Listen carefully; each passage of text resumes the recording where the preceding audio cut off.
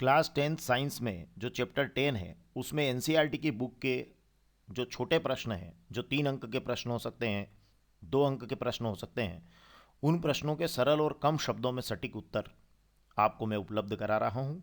और ये प्रकाश के परावर्तन और अपवर्तन चैप्टर से रिलेटेड है और प्रश्न बैंक के भी ये प्रश्न हैं, तो बहुत महत्वपूर्ण हो गए इस वर्ष एग्ज़ाम के लिए।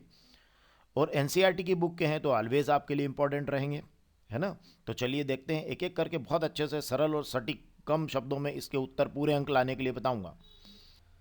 जैसे गोलीय दर्पण किसे कहते हैं, गोलीय दर्पण के प्रकार बताइए। तो नाम से ही पता चल रहा है गोलीय दर्पण किसे कहते हैं। तो गोलीय दर्पण क्या हुआ, ऐसे दर्पण जिनका परावर्तक पृष्ठ क्या है, गोलीय है, गोलीय दर्पण कहलाते हैं, है ना। दर्पण में तो परावर्तक पृष्ठ होता है, तो परावर्तक पृष्ठ क्या है, गोलीय है, तो हम कहेंगे गोलीय दर्पण।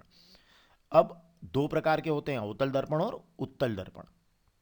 गोलीय दर्पण के कितने प्रकार हैं, अवतल दर्पण और उत्तल दर्पण।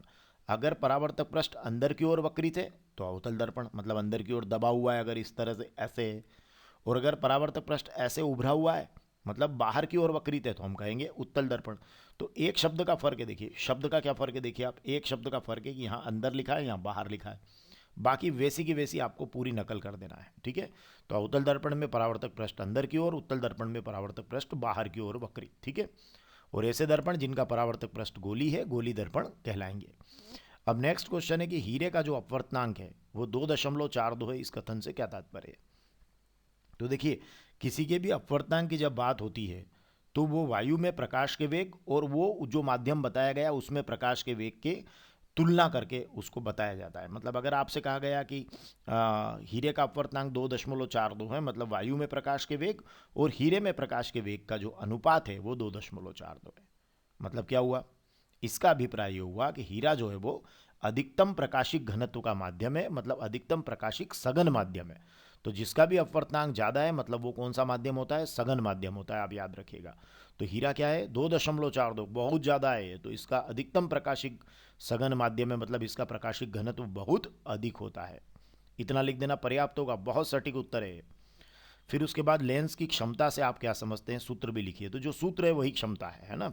मतलब जो लेंस की जो फोकस दूरी होती है, अगर आप उसको मीटर में मापते हैं तो उसके व्युत्क्रम को लेंस की क्षमता कहते हैं और इसका मात्रक है डायोप्टर। मतलब यहाँ से भी याद रख सकते हैं, देखिए आप, ये लेंस की फोकस दूरी है ना मीटर में, और इसका व्युत्क्रम, इसको क्या बोलते हैं, लेंस की क्षमता। देखिए फोकस दूरी मीटर में और का व्युत्क्रम 1/फोकस दूरी लिखा है, तो इसके व्युत्क्रम को कहेंगे लेंस की क्षमता, और इसका मात्रक क्या होगा, डायोप्टर होगा। लेंस की क्षमता का मात्रक क्या होता है, डायोप्टर। तो बहुत सरल परिभाषा, आप यहीं आप चाहें तो इतना भी लिख सकते हैं परीक्षा में, तो काम चल जाएगा। जो सूत्र है वही उसकी परिभाषा है।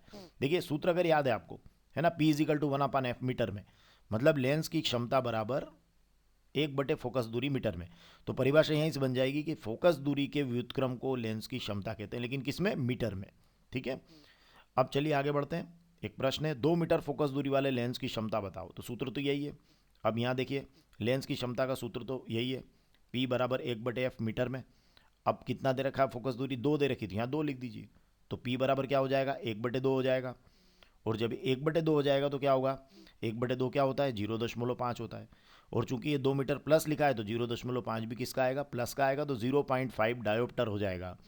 तो डेफिनेटली ये वाला जो आपका लेंस होगा ये उत्तल लेंस होगा, क्योंकि यहाँ धनात्मक है इसकी क्षमता और फोकस दूरी भी धनात्मक है, तो ये लेंस कैसा है, उत्तल लेंस है। ये याद रखिएगा कि उत्तल लेंस की फोकस दूरी और उसकी क्षमता को आपको धनात्मक लिखना है।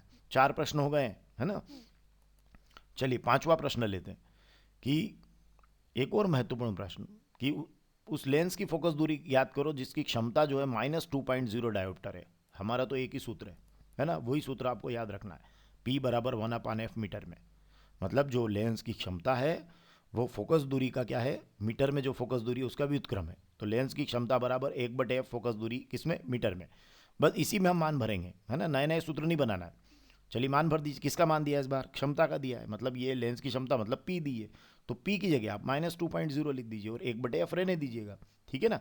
तो ये क्या बन जाएगा, -2 = 1/f, और f को उधर ले लो, -2 को इधर ले लो, तो क्या हो जाएगा, f क्योंकि f निकालना है आपको, फोकस दूरी निकालना ना, तो f बराबर हो जाएगा 1/-2, और 1/2 क्या होता है, 0.5 होता है।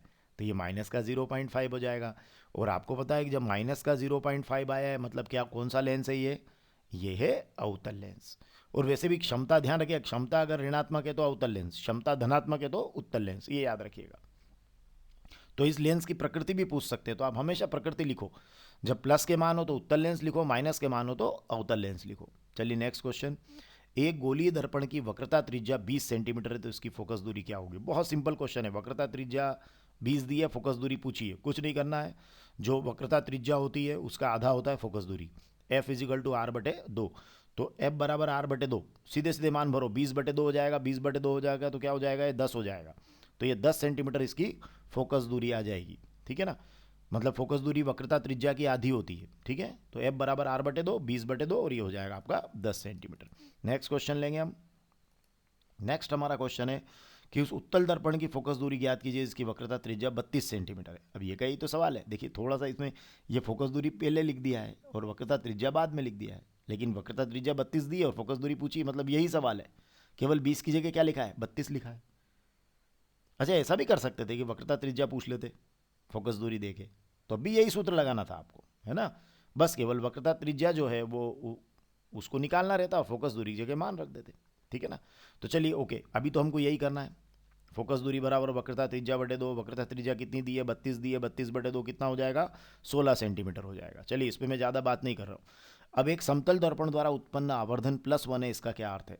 तो ध्यान रखिएगा कि जो आवर्धन होता है वो प्रतिबिंब की ऊंचाई और वस्तु की ऊंचाई का अनुपात होता है। अगर आवर्धन +1 है ना, तो आवर्धन +1 होने का मतलब क्या हुआ? देखिए, प्रतिबिंब की ऊंचाई और वस्तु की ऊंचाई का मान हो गया +1। अब +1 में या धन 1 में गुणा करो वस्तु की ऊंचाई का, तो वस्तु की ऊंचाई रह जाएगा। मतलब प्रतिबिंब की ऊंचाई और वस्तु की ऊंचाई आपस में क्या हो गई? बराबर हो गई।